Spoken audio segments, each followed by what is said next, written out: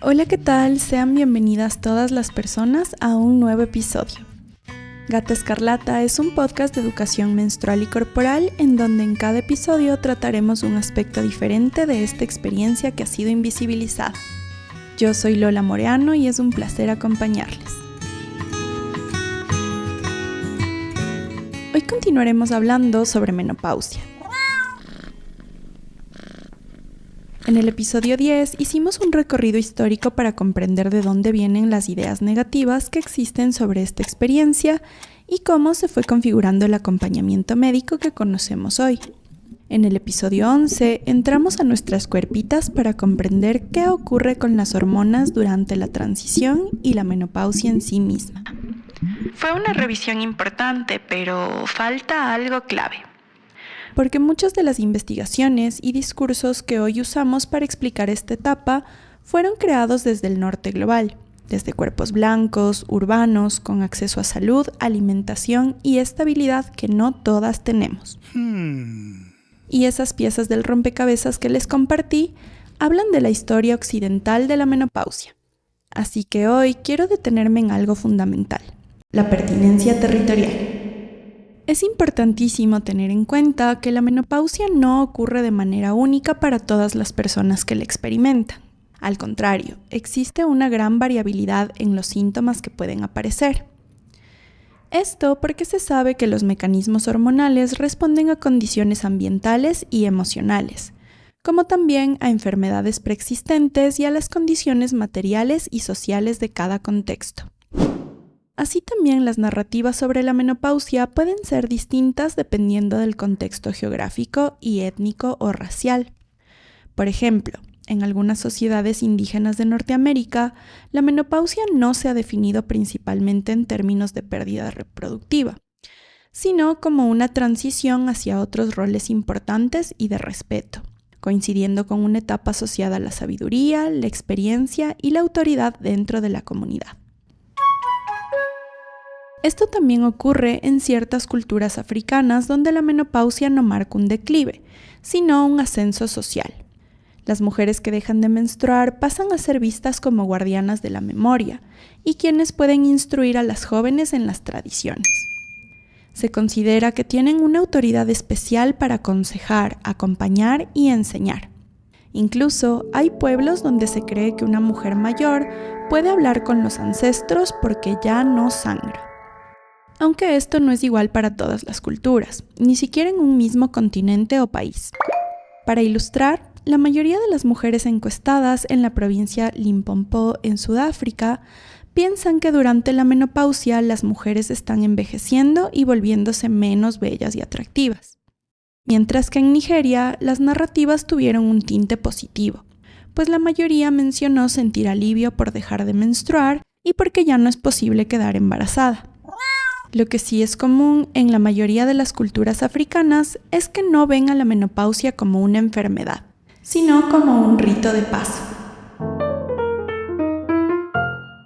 ¿Recuerdas que te conté que la palabra menopausia apenas fue acuñada en 1821? Por esta razón, en muchos idiomas indígenas no existe una palabra única para referirse a este momento vital. Cada grupo la nombra desde su propia vivencia. Por ejemplo, experiencia de la mediana edad para las mujeres Mi'kmaq de Canadá, Konenki o transición de equilibrio en Japón, el cambio para los pueblos originarios de Australia o incluso edad desesperada para algunos grupos árabes. Cada una revela cómo se mira esta etapa, como un cambio, una preocupación, un descanso o un nuevo comienzo. Además de tener formas propias de nombrar a esta experiencia, los tabúes también varían significativamente entre culturas y se manifiestan en relación, pero también en contraste, con los tabúes que ya conocemos sobre la menstruación. Te invito a escuchar el episodio 1 donde profundizamos en este tema. En el caso de las mujeres de las primeras naciones, como se ha llamado a los pueblos indígenas en Norteamérica, existe un silencio generacional. Muchas de ellas reportan que sus madres o abuelas nunca hablaron del tema, lo que genera desinformación y temor. Algo parecido ocurre en algunos grupos indígenas de Australia, donde la transición a la menopausia se considera un asunto de mujeres extremadamente privado. Tan privado que muchas veces impide que las mujeres reconozcan sus propios síntomas como parte de esta etapa, simplemente porque está negado a hablar del tema en las conversaciones familiares. En varios países del África subsahariana como Zimbabue, Mozambique, Sudáfrica, Nigeria, Kenia o Uganda, existen creencias más estrictas. En muchas comunidades se prohíbe o desaconseja tener relaciones sexuales después de la menopausia. Se cree que hacerlo puede provocar problemas abdominales, enfermedades incurables o incluso un vientre abultado, conocido como Shikuru Nimba. La explicación detrás de esto es que se cree que al no menstruar, el semen se acumula en el cuerpo. Además, existe la creencia de que un hombre que tiene sexo con una mujer menopáusica puede contraer Mocabe, una inflamación de los testículos, o incluso morir. Esto se sostiene sobre la creencia de que la mujer queda sucia al ser portadora de impurezas que ya no puede expulsar con su sangrado. Para asegurar que se respetarán dichos mandatos, en la etnia Karanga de Zimbabue se realiza un ritual llamado Kugura Nogo, que significa cortar la estera. Con este acto, la pareja se separa formalmente del lecho conyugal una vez que la mujer llega a la menopausia. Incluso, muchas mujeres en esta etapa buscan una novia o una nueva esposa para sus maridos. De esta forma, evitan ser presionadas para mantener relaciones sexuales y también previenen que sus parejas las abandonen. En estos últimos ejemplos podemos identificar que el tabú menstrual deviene en restricciones ligadas al control de la sexualidad de las mujeres. Esta ha sido una problemática constante a través de la historia postcolonial, que reprime un aspecto esencial de la identidad como lo es la sexualidad, y busca limitar aspectos centrales como el placer y el erotismo que están relacionados a la salud y el bienestar general. En torno a la menopausia se han construido narrativas que mencionan a esta etapa como el fin de la vida sexual, pero diversos estudios demuestran que el deseo es una experiencia compleja que permanece a lo largo de los años. Muchas mujeres y personas con vulva incluso afirman que su deseo aumenta tras liberarse de las presiones reproductivas. Más adelante mencionaré prácticas y hábitos que nos permiten reconectar con nuestras cuerpos y sensualidad. Pero quisiera hacer énfasis en las connotaciones de la sangre como sustancia nociva y en la menstruación como proceso de limpieza del cuerpo. Ideas que sostienen prácticas que excluyen, controlan y regulan nuestras cuerpos, quitándonos autonomía y, por supuesto, dignidad. Pero no todo es restricción. En otros grupos humanos, la menopausia puede significar la liberación de los tabúes menstruales. Esto se observó en un estudio etnográfico realizado con mujeres mayas de la península de Yucatán en México. Para ellas, la menopausia se vive de forma positiva justamente porque las libera de los estrictos tabúes que durante años limitaron su alimentación y sus actividades durante el sangrado. Algo similar ocurre en algunas sociedades islámicas, donde el fin de la menstruación elimina la condición de impureza y abre la puerta a que las mujeres participen plenamente en actividades religiosas y sociales de las que antes estaban excluidas. Y en mi experiencia personal, hablando sobre este tema con mujeres diversas, el que ya no exista la posibilidad de quedarse embarazadas es un gran alivio. Así me lo dijo mi abuelita, quien parió 13 hijas e hijos. Pensemos en esto como otro de los mandatos de género que para nuestras abuelas significó maternidad obligatoria y asumir la sexualidad dentro del matrimonio también como una obligación. En cuanto a los síntomas, la bioquímica y antropóloga canadiense Margaret Lock fue una de las pioneras en señalar que no son universales. En 1980 realizó un estudio comparativo entre mujeres en Japón, Canadá y Estados Unidos, donde evidenció que la mayoría de las japonesas entrevistadas no experimentaban sofocos durante esta etapa. Gracias a esta y otras investigaciones propone el concepto de biologías locales, que sostiene que las diferencias biológicas no pueden entenderse fuera de las condiciones sociales, ambientales, históricas y culturales de los cuerpos. Y que los síntomas deben entenderse como una experiencia encarnada y moldeada por la interacción con el entorno. Es decir, que tienen influencia la dieta, los arreglos económicos, las condiciones políticas, entre otros factores. Esto se refleja también en una investigación realizada con mujeres negras residentes del distrito de Agua Blanca en Cali, Colombia.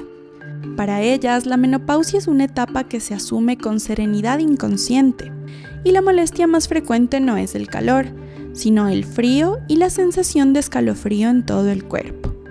Sus prácticas de cuidado y acompañamiento de la salud de enfermedad se basan en la dicotomía calor-frío, por lo que desde la menarquia mantienen prácticas de protección del calor corporal que se prolongan durante toda la vida, sembrando el camino para una menopausia tranquila. Otro caso es un estudio multinacional que se realizó en 2005 con la participación de mujeres de China, Hong Kong, Indonesia, Corea del Sur, Malasia, Pakistán, Filipinas, Singapur, Taiwán, Tailandia y Vietnam, quienes reportaron dolores articulares como síntoma predominante. Y para mujeres indígenas australianas, los cambios de humor y la irritabilidad se perciben como los síntomas más angustiantes. No por la molestia física, sino por el impacto negativo en la armonía familiar y las relaciones con la pareja. Todo esto nos muestra que la menopausia es una experiencia que se vive con el cuerpo, sí, pero también con la historia, con la tierra que se habita y con las creencias que se heredan. Lo que una siente, otra no. Lo que aquí es sofoco, allá es escalofrío. Lo que en un lugar duele en las articulaciones, en otro duelen los vínculos. Porque el territorio también es cuerpo. Y la menopausia, como todo proceso vital, se experimenta desde ahí.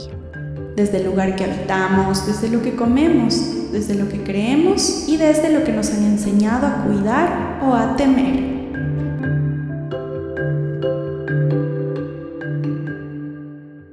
Y te cuento todo esto para que puedas resistir a la mirada universalista que nos dice que la menopausia es pérdida, es déficit, es un fin, haciéndonos creer que existe solo una forma de vivir y sentir esta etapa y que siempre es negativa. Aquí lo importante es recibir a la menopausia informadas, no con miedo ni esperando lo peor, porque recuerda que tus creencias tienen una fuerte influencia en cómo vivirás esta experiencia. Además, quiero recordarte que la salud no se construye solo en laboratorios farmacéuticos o en visitas al médico, sino también con los consejos de nuestras mayores, en las cocinas, las comunidades y los territorios. Así que hago este llamado a no aceptar explicaciones simplistas que nos reducen a hormonas, cuando nuestras cuerpos se construyen de experiencias, tradiciones y afectos.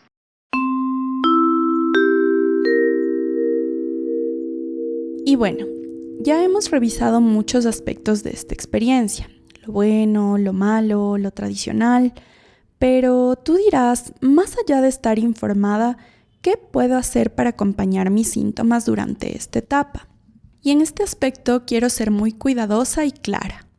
Recuerda que al no ser una experiencia universal que es igual en todos los cuerpos, las formas de acompañar tampoco pueden ser universales ni generalizadas.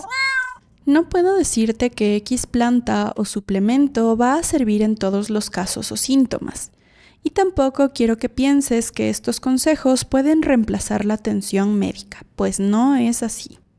Mi intención al compartirte la siguiente información es que sepas que existen diversas opciones que podrían ayudarte con condiciones relacionadas a tu menstruación o a la perimenopausia y menopausia, y que estás en tu derecho de plantear estas opciones en la consulta médica.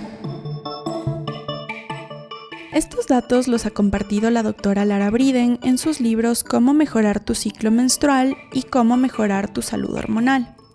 Este último más enfocado en perimenopausia y menopausia.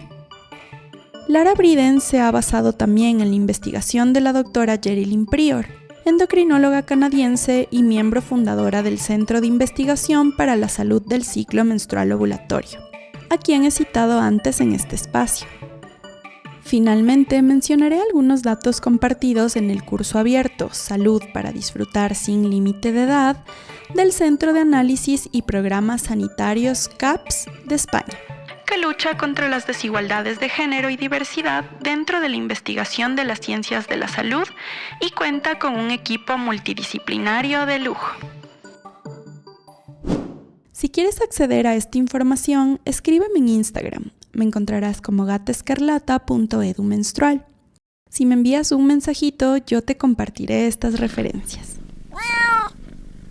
La doctora Briden acompaña la salud de la menstruación, la perimenopausia y la menopausia, enfocándose en lo que ella ha llamado resiliencia hormonal, y se refiere a la capacidad del cuerpo para adaptarse a los altibajos naturales de las hormonas, en lugar de intentar detener o equilibrar estas fluctuaciones de forma artificial. Bajo esta perspectiva, la autora sostiene que si una mujer tiene hormonas, estas van a fluctuar inevitablemente debido al ciclo ovulatorio. Y el objetivo no debe ser suprimir esa danza hormonal, como ocurre con los anticonceptivos, sino fortalecer al organismo para que pueda procesar esos cambios sin síntomas negativos. Para cultivar esta resiliencia, la doctora Briden propone 3 pasos fundamentales. El primero es mejorar la producción de progesterona. Si escucharon el episodio 11, sabrán que la progesterona es el contrapeso del estrógeno y tiene un efecto calmante sobre el sistema nervioso.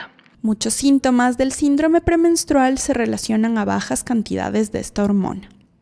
El siguiente paso es estabilizar y metabolizar el estrógeno, pues aunque este mejore el ánimo y el metabolismo, en exceso puede ser sobreestimulante. Por ello, la resiliencia requiere que el cuerpo sea capaz de eliminarlo adecuadamente a través del hígado y el intestino. Y el tercer paso es reducir la inflamación crónica, pues las sustancias que se presentan en el cuerpo al existir inflamación distorsionan la comunicación hormonal, bloquean los receptores de progesterona e hipersensibilizan los receptores de estrógeno. Al reducirla, los receptores de las hormonas y los neurotransmisores se calman, permitiendo que el cuerpo responda de forma saludable a las variaciones del ciclo. Por supuesto que estos 3 pasitos implican muchas posibilidades de cambios y ajustes que debemos realizar en nuestro día a día. Pero una vez más, estas recomendaciones deben ser personalizadas y ajustadas a cada realidad individual. Por eso te pido que las tomes como guías informativas que te permitirán hablar con tu médica de confianza de forma asertiva. Empecemos. En primer lugar, la doctora Briden menciona hábitos para enviar señales de calma y seguridad a nuestro sistema nervioso parasimpático. Esa división del sistema nervioso que regula las funciones corporales de descanso, reparación y digestión. La primera es caminar en la naturaleza, o lo que ella llama ejercicio verde. Esta actividad disminuye la frecuencia cardíaca y la presión arterial, tanto inmediatamente después de la actividad como horas después, durante las horas de sueño, por lo que se relaciona al bienestar general. Mejor aún si puedes caminar descalza, sintiendo el césped o la tierra bajo tus pies. La siguiente recomendación es construir y sostener relaciones sociales enriquecedoras, ya sea con tu pareja, familia, amistades o incluso mascotas. Las relaciones sociales regulares promueven la liberación de oxitocina, activan el nervio vago y mejoran la variabilidad de la frecuencia cardíaca. También aconseja probar una técnica de respiración con exhalaciones largas, pues se sabe que disminuir la respiración conscientemente y hacer exhalaciones prolongadas activa el nervio vago y calma la respuesta de lucha o huida que tiene el cuerpo cuando está bajo estrés. Para ello recomienda la práctica de yoga o ejercicios de meditación. Si bien podríamos decir que estas recomendaciones son sencillas y que cualquier persona puede realizarlas, debo señalar que para las mujeres y personas precarizadas son hábitos que representan tiempo y energía con la que probablemente no cuentan. Y en este sentido traigo la propuesta de Lorena Cavnal, quien menciona que el capitalismo y el patriarcado enferman nuestros cuerpos y limitan nuestras capacidades colectivas de sanación. justamente porque nos sujetan a tiempos y dinámicas que nos individualizan y nos impiden pensar en nuestro bienestar. Entonces, revitalizarnos con la naturaleza sí que no se lo espera el sistema patriarcal, porque el sistema patriarcal nos ha colocado en una situación de hegemonías de corporalidades y por lo tanto tenemos una lucha desigual de poder entre los cuerpos. Pero es hermoso también traer la memoria sanadora en relación con la energía del agua, del fuego, de las plantas, de los ríos, de las montañas. Y ahí hacer nuestros actos de conciencia profunda de este tiempo que nos ha tocado que vivir, sanar con las plantas, sanar con afectividades, sanar con el sueño intencionado, traer al cuerpo la memoria de las hierbas y las infusiones, traer al cuerpo la memoria de las afectividades entre cuerpos de mujeres, traer las historias, traer el arte como camino de sanación, traer la palabra, traer el pensamiento, traer la oralidad a través de los cuentos de las mujeres, la resistencia de las mujeres, pero también traer la convocatoria de la energía vital del erotismo para sanarnos en este tiempo. Pensando en que este episodio inició hablando de pertinencia territorial, me parece adecuado traer la voz luminosa de Lorena Cabnal, mujer maya, quechí y xinca, médico y psicóloga, feminista comunitaria y mujer de sabiduría. Quiero contrastar la propuesta de Lara Briden con la propuesta colectiva de Lorena Cabnal. Si escuchamos con atención, ambas perspectivas nos hablan de conexión con la naturaleza, con otros y con una misma, lo que implica conectar con nuestra espiritualidad. Llevo un tiempo queriendo hablar de espiritualidad, menstruación y salud. Creo que ya merita su propio episodio. Y esta búsqueda personal de bienestar y salud se nutre de la colectividad. Por esto mismo, la organización CAPS aconseja la práctica de actividades creativas que impliquen el movimiento del cuerpo, por ejemplo, la biodanza, pero cualquier otra actividad en grupo que necesite de movimiento, mirar a las otras y sentir que perteneces tendrá los mismos efectos. Y en el desarrollo de esta actividad colectiva, las expertas del CAPS nos invitan a estimular los sentidos, estar presentes y habitar nuestros cuerpos como los templos del placer que son. Nos recuerdan que el órgano de placer más importante del cuerpo es la piel y que la presencia y conciencia corporal nos permite encontrarnos o reencontrarnos con nuestra sensualidad. Y me parece maravilloso que Lorena Cabnal nos hable del erotismo como energía de vida. Creo que este término ha sido malinterpretado por el capitalismo, obsesionado con una sexualidad pornográfica, de consumo y violencia, haciéndonos creer que está siempre relacionado al coito, la penetración y la desnudez. Pero en realidad el erotismo es una capacidad humana que se alimenta de la imaginación, la fantasía, los estímulos sensoriales y, por supuesto, el deseo. Podemos encontrar erotismo en los actos más pequeños, como darme un baño de hierbas que alivie mi cuerpo, ponerme crema después de bañarme o comer una fruta deliciosa que hace mucho no probaba. El erotismo es un acto que pide atención y paciencia, por lo que es enemigo de los tiempos del capitalismo. Además, es difícil vivirlo cuando nuestros cuerpos han encarnado los prejuicios de la moral judeocristiana, que sataniza lo erótico y lo convierte en pecado, en culpa, en algo impuro. A esto hay que sumarle que además de la negación de nuestro deseo, se nos ha impuesto una subordinación erotizada, como dice Emma Chirix, que ha entrelazado nuestro deseo con la dominación masculina, haciéndonos creer que disfrutamos lo violento. Hermanas, es que de verdad qué difícil es ser mujer y ser cuerpa con vulva. Pero bueno, ¿a dónde quería llegar? Sí. Les decía que aprovechar esa energía vital del erotismo tendrá efectos en nuestro bienestar emocional, nuestra energía creativa y, por supuesto, en los síntomas relacionados con la perimenopausia. Así que la invitación está en que puedas tener un momento de plena atención y presencia contigo misma y el erotismo. Además de la sanación colectiva y espiritual, quiero compartirte las posibilidades de acompañamiento basado en suplementación y cambios de hábitos para síntomas específicos que pueden presentarse durante esta transición.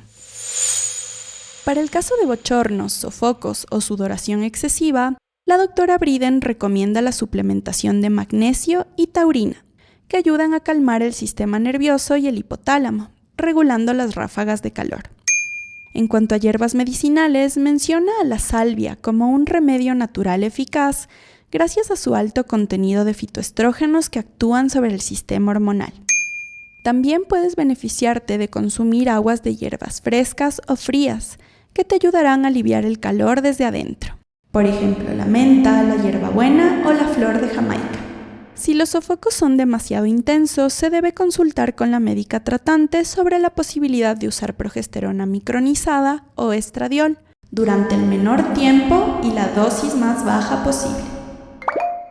Sobre los problemas de sueño e insomnio, la primera recomendación es propiciar un ambiente adecuado para no confundir a nuestro reloj biológico, es decir, luz durante el día y oscuridad por la noche.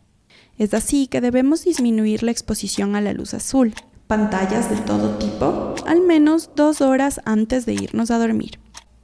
También se recomienda el consumo de una proteína alrededor de las 10 de la mañana, lo que ayuda a regular el ritmo circadiano o ese reloj de nuestro cuerpo. Asimismo, es recomendable tomar un baño caliente 1 o 2 horas antes de dormir, pues este causará cambios en la temperatura del cuerpo que provocarán el sueño y mejorarán el estado de ánimo. En cuanto a suplementos que podrían acompañar este síntoma, menciona el glicinato de magnesio, que es en general un aliado de la salud hormonal, ya que calma el cerebro y reduce el cortisol, la hormona del estrés. Menciona también la suplementación con melatonina, hormona que regula el ciclo de sueño y vigilia y cuya producción depende de la oscuridad. También es buena para los huesos y puede tener efectos antiinflamatorios beneficiosos para las migrañas, la acidez, la fibromialgia y la endometriosis. También podría ayudar a reducir el riesgo de sufrir osteoporosis y cáncer de mama. En cuanto a los síntomas emocionales, la doctora Briden menciona que son normales durante la perimenopausia y primeros años de la menopausia. Pero si aparecen años después de ocurrido el último sangrado, podrían deberse a otros factores, por lo que es importante consultar con tu médico de confianza. Ella menciona que entre estos síntomas temporales podrían estar la ansiedad, irritabilidad e incluso furia, y son una versión amplificada del síndrome premenstrual.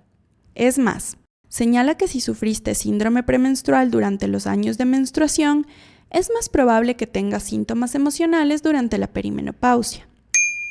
Entre las posibles causas, tanto del síndrome premenstrual como de los síntomas emocionales perimenopáusicos, se encuentran la deficiencia de yodo, prolactina alta, activación de histamina o mastocitos y progesterona baja o sensibilidad a los cambios en la progesterona. Es importante que conozcas estas causas, pues quizás quieras consultar estas posibilidades en tu visita a la ginecóloga.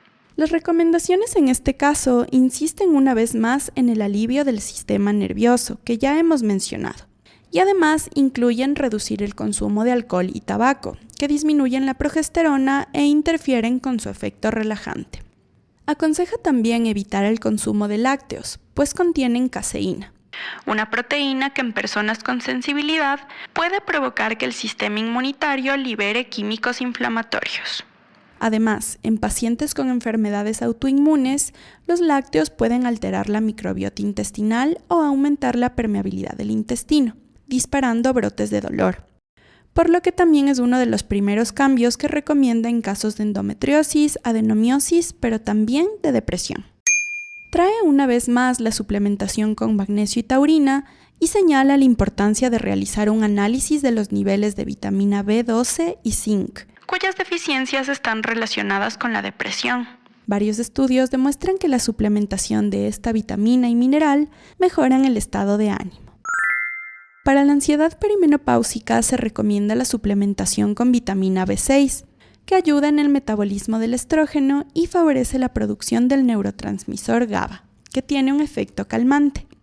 Además menciona otras opciones como el yodo, la N-acetilcisteína, la S-adenosilmetionina, el aceite de pescado o tratamientos herbales como el Vitis agnus y la hierba de San Juan o hipérico. Como has escuchado, existen múltiples opciones, más allá del tratamiento hormonal. Consulta con tu médica sobre el tratamiento y dosis adecuadas para tu caso personal. Otro síntoma común durante la perimenopausia es el sangrado menstrual abundante. Y aquí una aclaración. Si ya pasó más de un año de tu última menstruación y presentas sangrado de cualquier tipo, consúltalo con tu médico. Pero si aún estás en la transición, ¿cuánto es abundante? Este término se refiere a una pérdida de más de 80 mililitros de flujo menstrual, o un flujo que dura más de 7 días. Considera que una toalla sanitaria o un tampón regular pueden recoger 5 mililitros o una cucharadita de flujo. Es decir, que no deberías necesitar más de 16 toallas o tampones completamente llenos durante todos los días de sangrado. Sobre la presencia de coágulos, es normal que puedas ver algunos a lo largo de tus días de menstruación. Sin embargo, si es que llegan a ser más grandes que el tamaño de una moneda o alrededor de 2.4 centímetros, entonces consulta con tu médica. También te pido que consideres que el sangrado menstrual abundante puede ser un síntoma normal de la... Entonces consulta con tu médica. También te pido que consideres que el sangrado menstrual abundante puede ser un síntoma normal de la perimenopausia, pero también puede ser secundario a una condición médica, como la enfermedad de tiroides, trastornos de la coagulación, fibromas, adenomiosis o endometriosis. Por lo que es muy importante que tu médica indague para llegar a la causa del sangrado. Si es que tú sangras mucho más que la cantidad que he mencionado, las siguientes recomendaciones son para ti. La primera es dejar de consumir lácteos vacunos, pues como ya mencioné, estimulan la producción de mensajeros químicos propios de procesos inflamatorios, que aumentan el dolor y el sangrado. La doctora Briden también recomienda tomar ibuprofeno durante los días de menstruación, pues este puede reducir el flujo a la mitad. Y una de las recomendaciones que más me gusta para este síntoma es el consumo de cúrcuma, pues su principio activo, la curcumina, trae muchos beneficios. Por ejemplo, reduce la inflamación, es inmunorreguladora, reduce la enzima que produce estrógeno e inhibe el desarrollo de nuevos vasos sanguíneos, por lo que disminuye directamente el flujo menstrual. Puedes tomar cúrcuma durante todos los días de tu ciclo menstrual ovulatorio y aumentar la dosis durante los días de sangrado, o simplemente tomarla durante tu menstruación. Este método también se recomienda en casos de adenomiosis y endometriosis, pero por favor, ten cuidado si tienes presión alta u otras condiciones relacionadas a salud cardiovascular. Al igual que con los métodos que ya he mencionado, consulta con tu médico sobre tu caso personal. Otro aspecto que debes considerar si tienes sangrado menstrual abundante es que probablemente tengas un déficit de hierro, lo que podría causar fatiga, caída del cabello, dificultad para respirar y fácil formación de moretones. Así que tu médico debería tener esto en cuenta por si necesitas suplementación. Bueno, en esta ocasión hemos revisado recomendaciones para apenas 3 de los posibles síntomas. En las fuentes que les he mencionado existen recomendaciones para el síndrome genitourinario de la menopausia, aumento de peso abdominal, caída del cabello, migrañas y muchas otras. Mi intención al compartir esta información, una vez más, es que sepas que existen diversas opciones para acompañar síntomas y molestias, tanto durante los años de menstruación como durante la perimenopausia. Así que si buscas atención de un profesional de la salud y su respuesta es un tratamiento hormonal, tú ya estás informada y sabes que eso solo podría tapar la causa del problema e incluso empeorar tus síntomas a largo plazo. Al conocer las posibilidades detrás de los síntomas, te estás armando con una caja de herramientas que te permitirá ir a tu cita médica con confianza en el conocimiento de tu propio cuerpo y con certeza de que encontrarás la mejor opción para tu caso en particular. El sistema patriarcal y el capitalismo han hecho todo lo posible por hacernos sentir que nuestros cuerpos tienen fecha de caducidad y que después de la reproducción solo queda pérdida. Pero las mujeres de las primeras naciones, las mayas, las africanas, las xincas, las que caminan en el distrito de Agua Blanca y también en nuestros territorios rurales y campesinos, las que infusionan hierbas en sus cocinas y curan con su amorosa escucha, nos han mostrado otra verdad. La menopausia también puede ser ascenso, sabiduría, liberación y descanso.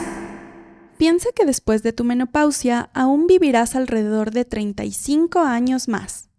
¿Cómo te imaginas ese momento de tu vida?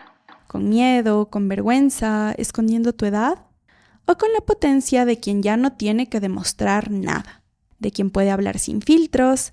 ¿O de quien puede finalmente priorizarse?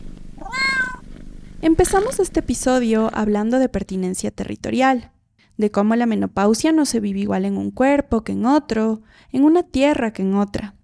Y terminamos aquí, con herramientas, sí, pero también con la certeza de que la mejor medicina no siempre viene en una pastilla.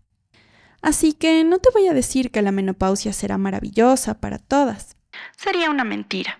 Van a haber bochornos, insomnios, cambios de humor o sangrados que asustan. Pero también va a haber, si tú lo eliges, otra forma de habitarte. Porque el síntoma no es el destino y el diagnóstico no es una sentencia. La diferencia la hacen la información, la comunidad, los cambios que te atrevas a hacer y el saber profundo de que tu cuerpo, aunque a veces duela, nunca ha estado contra ti. Solo ha estado esperando que aprendas a escucharlo, que aprendas a leer su lenguaje. Te agradezco por acompañarme en esta serie de episodios sobre la menopausia. Espero haber respondido algunas preguntas y despertado curiosidad sobre otras. No olvides que puedes contactarme si tienes dudas o comentarios sobre este episodio y este proyecto. Como siempre, escribo y narro desde el amor y el cuidado. Yo soy Lola Moreano y este fue el Maullido Rebelde de hoy.